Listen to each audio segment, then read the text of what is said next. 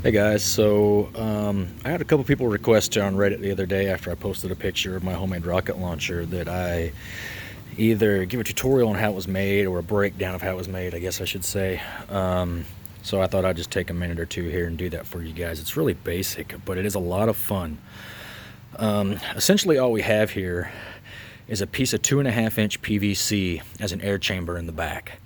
I use 2.5-inch as opposed to 2 or 3-inch because 2.5-inch actually has a higher PSI rating. 2.5-inch can handle 300 PSI to where 3-inch can actually only handle 260.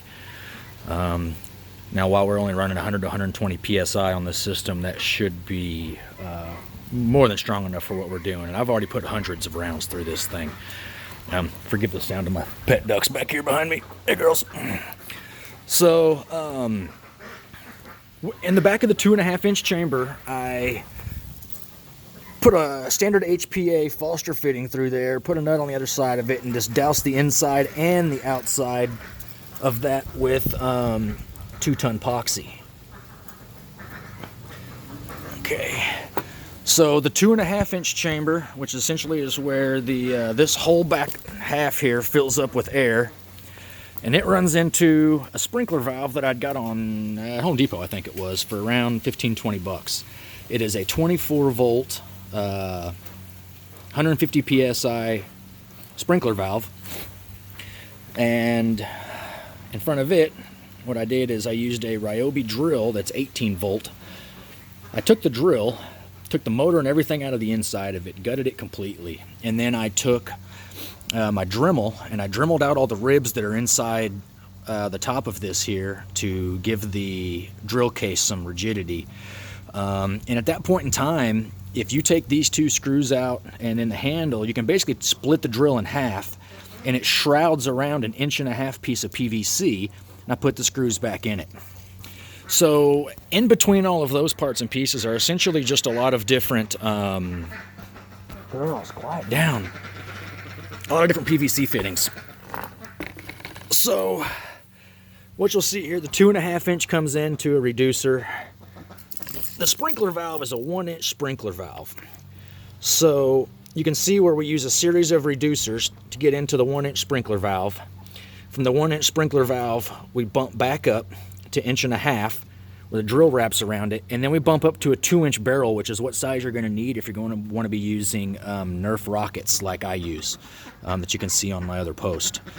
The drill is wired. I took the wires from the trigger and wired it straight to the valve.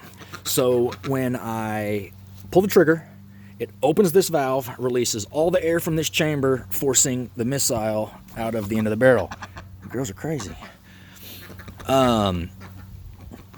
This piece here that you see on top is simply just like another piece of 2-inch PVC that I had kind of cut to make like a shroud to hide all of that, so that when I flip the rocket launcher over, it just looks a little cleaner that way, so you're not seeing all those threaded fittings and everything.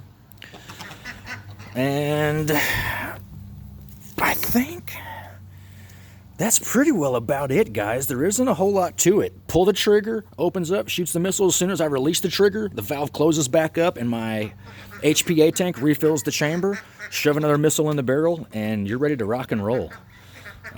Make sure that you use copious amounts of PVC glue on all this stuff because you're working with high pressure here.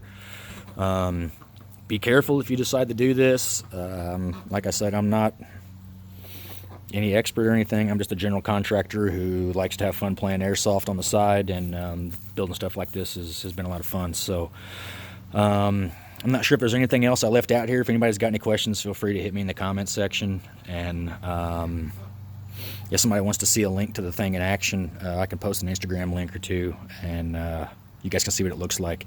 It's pretty loud. It sounds like a pissed off goose whenever I shoot it. It's almost like a trumpet sound. It's loud, so I'm not going to blast it off in my neighborhood here. My neighbors don't really appreciate it too much. So, yeah, man, thanks for checking it out, and you guys have a good day.